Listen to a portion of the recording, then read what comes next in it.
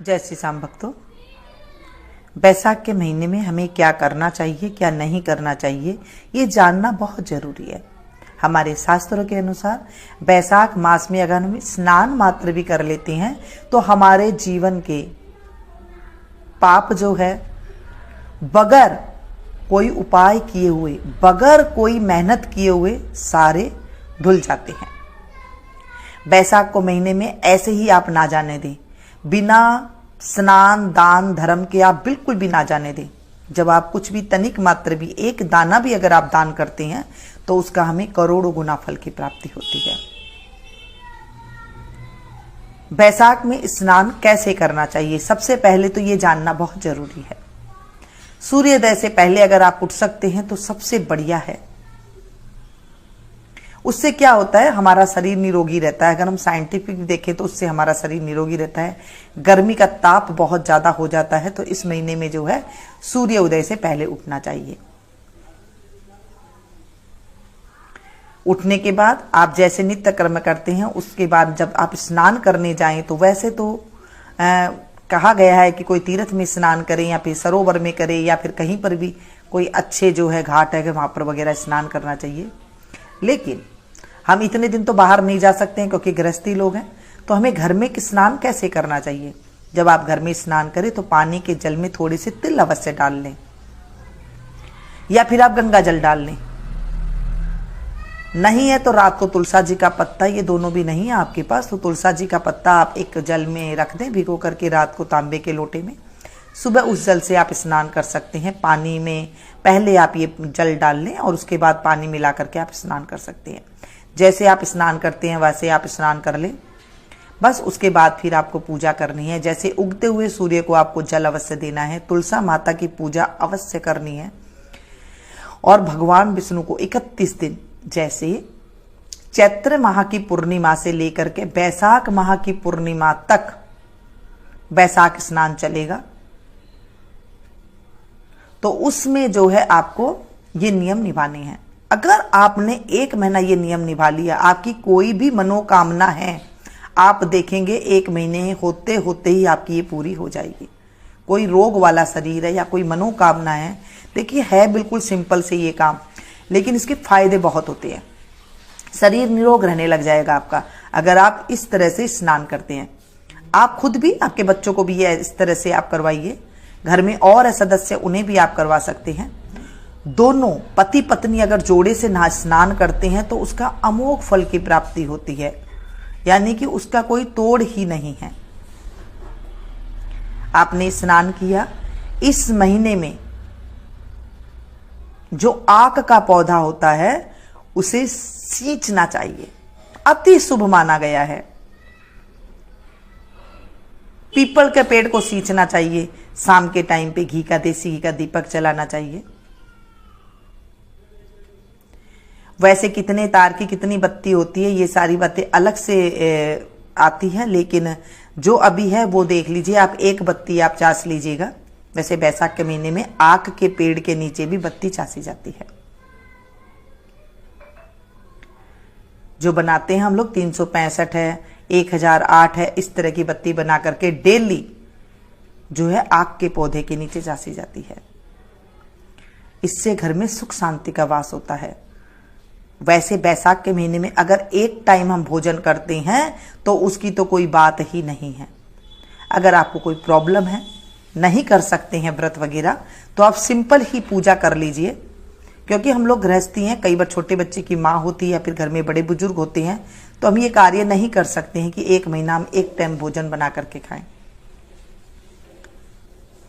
अगर जमीन में सोया जाए, जैसे नीचे बिस्तर लगा करके सोया जाए, तो वो अति उत्तम माना गया है। बेड पर, पलंग पे ना सोएं, ऐसा भी कहा गया है।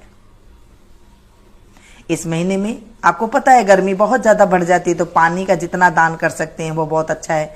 नहीं कर सकते, एक कटोरा मिट्टी का ले लीजिए या कोई और बर्तन जो आपके घर में वेस्ट है वो ले लीजिए, ऊपर चिड़ियाओं के लिए रख दीजिए। वैसे मिट्टी का पात्र रखेंगे तो ज्यादा अच्छा है, क्योंकि मिट्टी का पात्र जो है ज्यादा गर्म नहीं होता है और जो चिड़िया, जो पक्षी हैं वो पानी पिएंगी तो आपको जो है बहुत ज्यादा फायदा मिलेगा।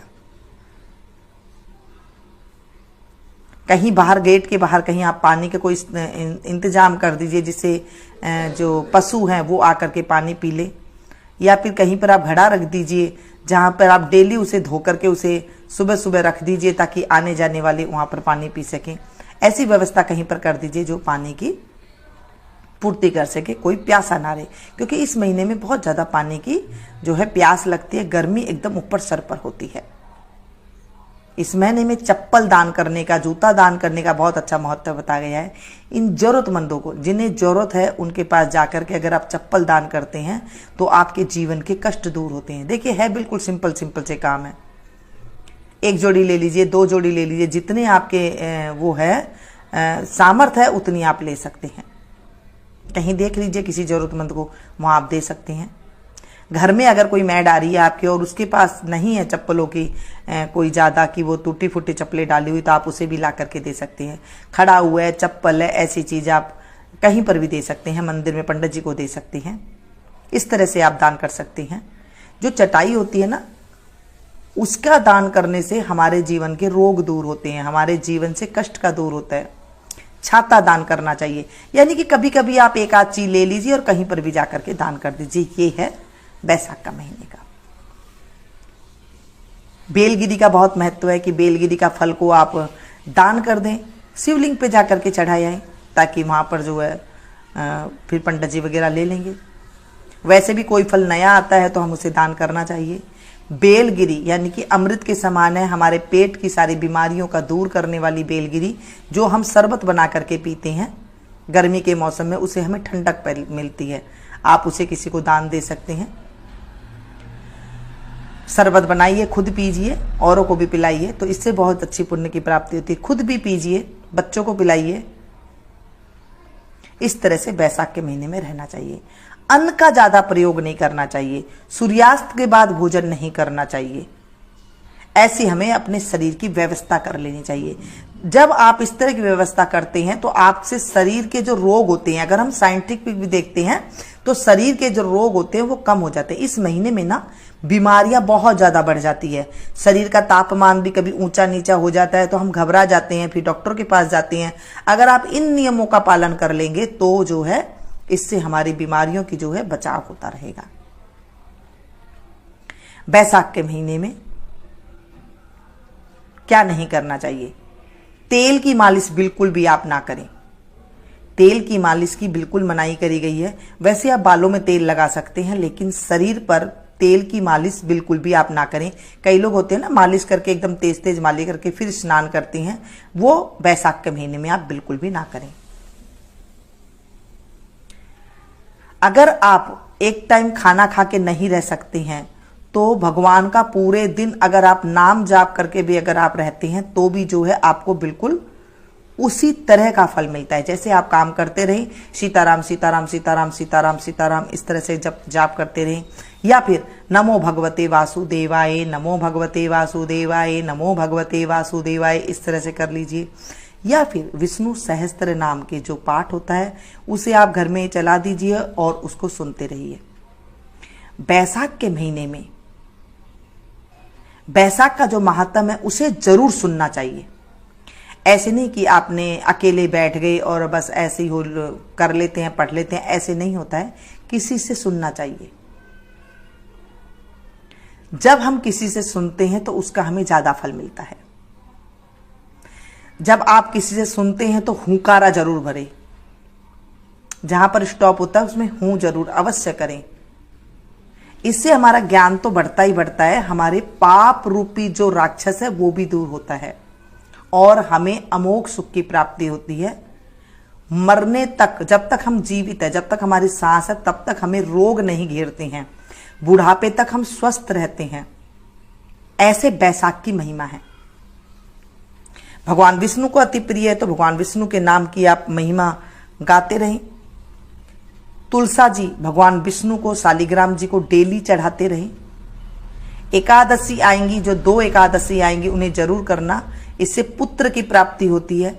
अगर आपके घर में पुत्र की प्राप्ति है, नौकरी की समस्या है, रोग की समस्या है, कोई आर्थिक धन की कमी है, आप बैसाख का महीना स्नान करके देख लीजिए। ये भगवान की कही हुई बातें हैं, शास्त्रों की कही हुई बातें हैं, हमारे ऋषि मुनियों की कही हुई बातें हैं। ये खाली नहीं जाता है, अमोघ फल की प्राप्ति होती है। मैं आप लोग के साथ वैशाख महात्म डेली शेयर करूंगी, आप वो सुनते रहिएगा, औरों को भी सुनाइए, आप औरों के साथ शेयर कीजिए, उसे आगे भेजिए। इससे क्या होता है कि आपको कथा सुनाने का फल मिलता है। और कथा सुनाने से क्या होता है, देखिए, जब हम किसी को कथा सुनाते हैं तो हमारे जीवन में जो सुन रहा है उतना ही फल उसको तो मिलेगा ही मिलेगा, उतना ही फल हमें और 60% फल जो है हमें और मिल जाता है। 60% जो फल है हमें और मिल जाता है, क्योंकि हम किसी को सुना रहे हैं। तो इसीलिए आप भी औरों को सुनाएं। जब आप किसी से सुनते हैं, अकेले कभी भी कोई कथा नहीं करनी चाहिए, ना ही जो है अकेले कोई अपने ले लिया पढ़ लिया, ऐसे कभी नहीं करनी चाहिए। शास्त्रों के अनुसार जब हम कुछ चलते हैं तो हमारे जीवन में जो है खुशियां आने लगती है। राक्षस रूपी क्यों कहा गया है? क्योंकि कोई भी बीमारी होती है वो राक्षस से कम नहीं होती है, और बीमारियों को फिर झेलना बहुत मुश्किल है। डॉक्टरों का घर हम देखते रहते हैं। ऐसा ना हो कि हमें डॉक्टर का मुख देखना पड़े, हमें अच्छे स्वस्थ जीवन हमारे पास आए, ऐसे ही हम हमेशा भगवान से विनती करते हैं। डेली 1 रुपये की दक्षिणा अवश्य चढ़ाएं, 2 रुपये की चढ़ाएं, 5 रुपये की चढ़ाएं, 10 रुपये की चढ़ाएं, जितनी आपकी सामर्थ्य है। आप घर के मंदिर में अगर पूजा कर रहे हैं, घर में अगर आप कथा सुन रहे हैं, जैसे आप सुनेंगे कथा महात्म सुनेंगे, तो 1 रुपया, 2 रुपया, 5 रुपये ये अवश्य रखें। फिर इनका क्या करें, इनका आप जब 31 दिन तक आप सुन लेंगे, क्योंकि डेली आप 5 रुपये तो कहीं लेके जाएंगे नहीं, आप इकट्ठा पैसा करके या तो गौओं को किसी चारा में डलवा दें, या फिर आप किसी जरूरतमंद को भोजन करवा दें, या फिर कहीं पर किसी जो है शरबत की बोतल लेकर के आप कहीं पर गरीबों में जाकर के बांटिए, या किसी जिनको जरूरत है वहां पर जाकर के आप दे आए, तो उसका भी आपको पुण्य फल की प्राप्ति होती है। देखिए, है तो बिल्कुल सिंपल। हम लोग गृहस्थी लोग हैं, तो हम बिल्कुल शास्त्र के अनुसार एकदम जो बड़े बड़े काम हैं वो नहीं कर सकते हैं। जैसे वैशाख के महीने में हवन बताया गया है। अब हम हवन नहीं कर सकते हैं डेली, क्योंकि बच्चों के, छोटे बच्चों का भी काम होता है, घर में बड़े बुजुर्ग का भी काम होता है, वो डेली नहीं कर सकते हैं। अगर आप डेली करेंगे भी तो उसमें कुछ भूल चूक भी हो जाएगी। इसीलिए सिंपल से कार्य हम लोग करते हैं, जिससे बिल्कुल काम आसानी से हो जाए और कोई दिक्कत ना है। उगते हुए सूर्य को जल अवश्य दे, पीपल में जल अवश्य दे। इस महीने में पीपल की पूजा करने से भी हमारे पितृ जो होते हैं उन्हें जल मिलता है, और हमारे जीवन में उनका आशीर्वाद मिलता है। रविवार को जल नहीं देना चाहिए, बाकी और दिन आप पीपल में सुबह सवेरे जल दे, और शाम को 1 घी का दीपक अवश्य जलाए। इस महीने में पूरे दिन आपको सिर्फ भगवान जी का नाम ही जपन करना है। तो आप देखेंगे इसमें अगर आपके घर में ज्ञान की कमी है, या आप देखेंगे आपका कर्कश स्वभाव है, तो 1 महीने में आपके स्वभाव में बिल्कुल फर्क आ जाएगा। ज्ञान तो बढ़ेगा ही बढ़ेगा। पाप रूपी जो हमारे जीवन में नरक रूपी जो राक्षस है वो दूर चला जाता है। ये थी वैशाख महीने की जानकारी। कोई भी नया फ्रूट लाए, अगर आप चाहते हैं तो डेली आप 1 फ्रूट भगवान जी को चढ़ाएं, उसके बाद वो फल आप प्रसाद के रूप में ग्रहण कर सकते हैं, या फिर कहीं पर दान दे सकते हैं। आप ऐसे भी आप कर सकते हैं, या फिर आप उसको प्रसाद के रूप में आप विष्णु भगवान के आगे चढ़ाएं और फिर उसे खा लें। कहते हैं भगवान विष्णु के साथ साथ लक्ष्मी जी की भी पूजा करनी चाहिए। इस महीने में जब 31 दिन पूरे हो जाते हैं तब फिर उद्यापन भी होता है, वो मैं आगे आपको बताते जाऊंगी। जैसे जैसे आपके साथ महात्म शेयर करूंगी तब तक मैं आपको ऐसे बताते जाऊंगी। चैत्र माह की पूर्णिमा से लेकर के वैशाख मास की पूर्णिमा तक ये 31 दिन के जो दिन है, ये हमारे पाप को दूर करने वाले हैं, हमारे रोग को दूर करने वाले हैं, हमारे घर से गरीबी दूर करने वाले हैं, हमारे जीवन से अज्ञानता रूपी जो राक्षस है उसे दूर करने वाले हैं, हमारे जो कर्कश स्वभाव है उसे दूर करने वाला है, हमारे घर में धन धान्य की बढ़ोतरी करने वाला है, और हमारे जीवन में सुख शांति समृद्धि करने वाला है। तो इसे खाली व्यर्थ यूं ही ना जाने दें। भगवान भी कहते हैं कि इस महीने में जो मनुष्य सो करके खा पी करके गंवा देता है, उसके जीवन में धीरे धीरे नरक आने लग जाता है, दुख आने लग जाता है, गरीबी आने लग जाती है। तो ये महीना आप शुरू करें और हम महात्म शुरू करेंगे तो उसे आप जरूर डेली सुबह सवेरे, शाम को, दोपहर में, तभी भी हो आप आराम से उसे सुने। ऐसे नहीं कि सुबह आपको भाग दौड़ मची हुई है और आपको उस पर सुनना है, नहीं। जब आप रिलैक्स हो तभी आप इसे सुने, आराम से सुने, हुंकारा अवश्य भरें, क्योंकि जो बैसाख का महीना है वो सुबह से शाम तक भगवान विष्णु की आराधना करने के लिए ही है। तो आप इनकी आराधना करें और अपने जीवन में सुख शांति का अनुभव करें। मिलती हूँ फिर से एक नई वीडियो में नई जानकारी के साथ। तब तक आप लोग देखते रहिए, एंजॉय कीजिए।